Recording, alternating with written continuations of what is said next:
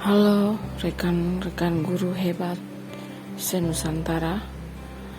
Refleksi saya minggu yang kelima ini, saya ingin menceritakan, berbagi pengalaman saya menghadapi siswa dengan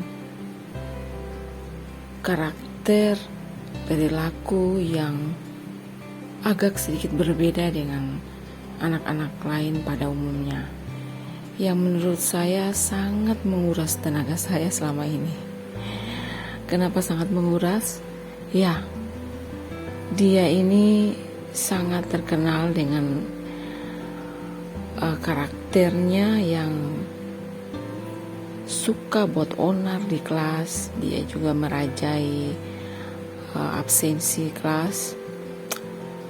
Kemudian dia memiliki emosi dan hubungan yang tidak terlalu bagus dengan teman-temannya.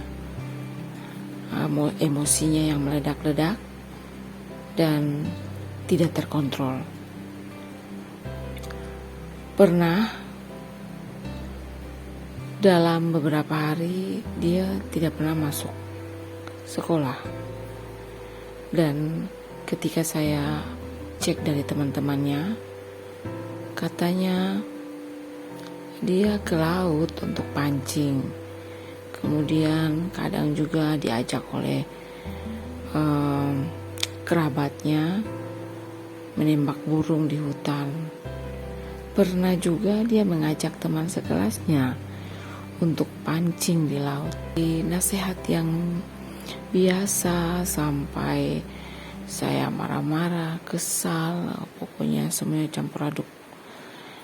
Saya sangat marah dan pernah sampai saya memarahi dia dengan mengatakan bahwa ya sudah nak, kalau kau tidak mau sekolah dan tinggal terus cari ikan di laut, pergi tembak burung, ya silakan. Kau sudah bisa kawin itu, jangan sekolah lagi, lebih baik kawin saja. Sudah bisa urus rumah tangga tuh, sudah bisa jadi bapak rumah tangga, sudah tahu mencari pi laut darat semua tahu, jangan sekolah lagi. Ya, kalimat itulah yang saya lontarkan kepada dia. Dan memang setelah kalimat itu, kemarahan saya itu beberapa kali dia memang langsung tidak datang di sekolah lagi. Sejak saat itu memang dia rajin. Tetapi masalah lain muncul lagi. Dia ini kalau di kelas ini sangat buat onar. Biang keroknya kelas sudah ini dia. Saya terus marahi, kadang kasih hukuman, marah, pokoknya ya seperti itulah. Sampai saya kehabisan akal untuk menertibkan siswa saya yang satu ini. Kemudian saya berhenti dari sikap saya yang marah-marah, stres, kesal. Saya putuskan untuk bagaimana caranya mengambil hati dia. Saya mau dia berubah dan menjadi anak yang baik, bukan karena ketika saya ada di kelas atau ketika saya mengawasi dia, tetapi dia sungguh menjadi anak yang baik ketika dia tidak diawasi oleh siapapun. Saya mendekati dia dengan hati. Saya berusaha supaya memandang dia sebagai anak kandung saya, putra saya. Sampai ketika dia mengalami sakit, saya kemudian membantunya. Saya berikan obat. Kemudian belajar tentang materi. Ketika dia Teman-teman harus cek di rumah belajar. perlu sesuatu, saya layani. Apalagi? Saya bicara Apa bagus baik-baik apanya? dengan dia. Menari. Dulu saya yang biasa marah-marah, Guru. saya mengganggu, Bagus. saya tahan kemarahan saya. Jawab dengan mudah karena ini. Setiap kata kalimat yang Kalau berikut mau terlontar pakai dari laptop kan saya, pakai kertas aja. benar-benar saya jaga. Nada saya jaga, nada suara saya Kenapa pakai jaga. kertas? Kata-kata dan kalimat yang keluar dari mulut saya Barang juga kenapa saya kalau pakai jaga. laptop? Pakai itu kan juga sih. Anak ini benar-benar merubah saya Tulis bisa secara klasikal. Oke, baik. Maksudnya perilaku saya yang kejam, yang marah-marah itu saya bisa kendalikan, bukan saja untuk dia, tapi untuk murid-murid saya yang lain. Apalagi setelah saya mengikuti program guru penggerak dan belajar tentang kodrat alam, kodrat anak, dan kodrat zaman, di mana lingkungan juga berpengaruh kepada dia, keluarga dan lingkungan. Saya mulai belajar, saya mulai berlatih supaya tidak sekali-kali bereaksi terhadap segala perilaku mereka. Saya berlatih supaya merespons, artinya saya berlatih menggunakan otak luhur saya, dan saya berusaha untuk merem otak primata saya, otak yang suka berpikir cepat, yang menghemat energi tanpa berpikir panjang, yang tanpa mengurus energi panjang. Saya berusaha untuk mengendalikan dan menahan cara berpikir dan bertindak yang instan dan serba cepat itu. Saya mulai menggunakan otak luhur saya dalam menghadapi anak-anak murid-murid saya, dan itu penuh perjuangan, jatuh bangun. Apa yang sudah saya lakukan sekarang sedikit banyak merubah sang anak. Dia mulai rajin datang ke sekolah, dia mulai terbuka. Apapun yang menjadi kendalanya saat dia mau datang ke sekolah, disampaikan. Pakaiannya kotor dan lain sebagainya, tidak apa-apa. Anak itu benar-benar jujur. Dan saya berikan toleransi, kesempatan yang sebanyak-banyaknya. Perilaku di kelasnya juga mulai berubah.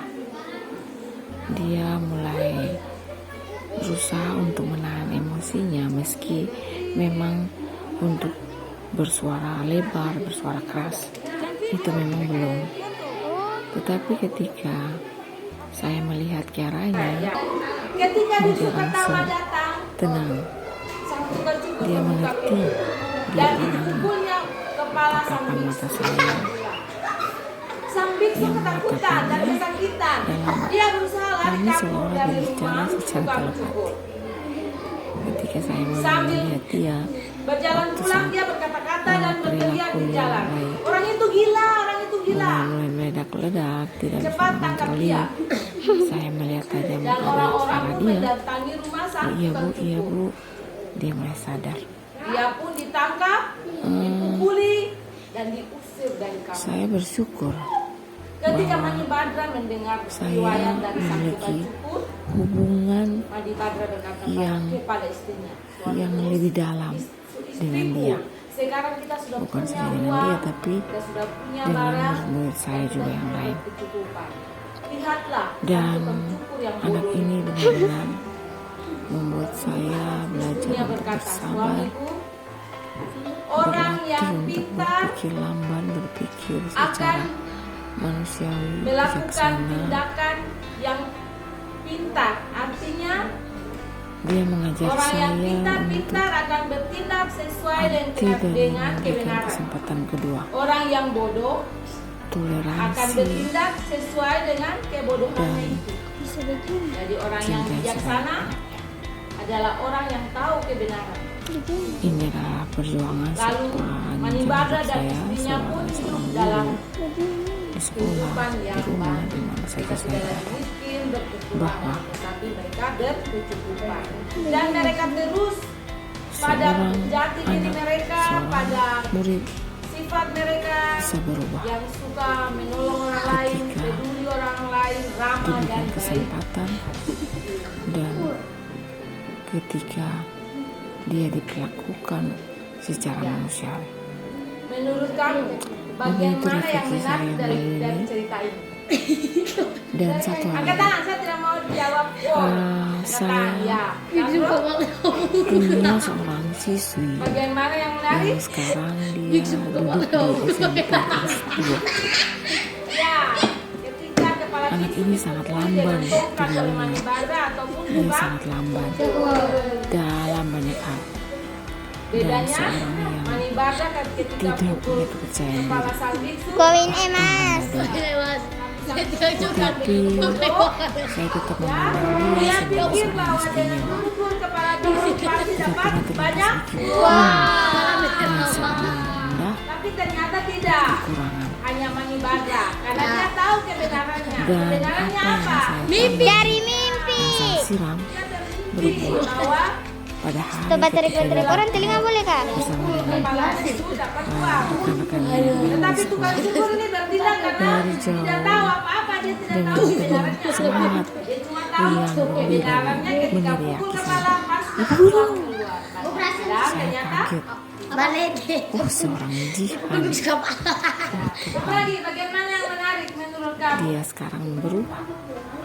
Saya melihatnya dari nadanya panggilan Ya, jadi terhadap saya sebentar saja. kalau pulang Saya bisa mengukur jangan pukul orang kepala. jihan yang dulu jihan yang sekarang adalah jihan yang penuh semangat dan penuh optimisme. Seperti sang tukang cukur. Itu tergambar jelas ketika kami ngobrol dan cerita kembali tentang saat-saat dia duduk di kelas 6, kelas 5 waktu itu.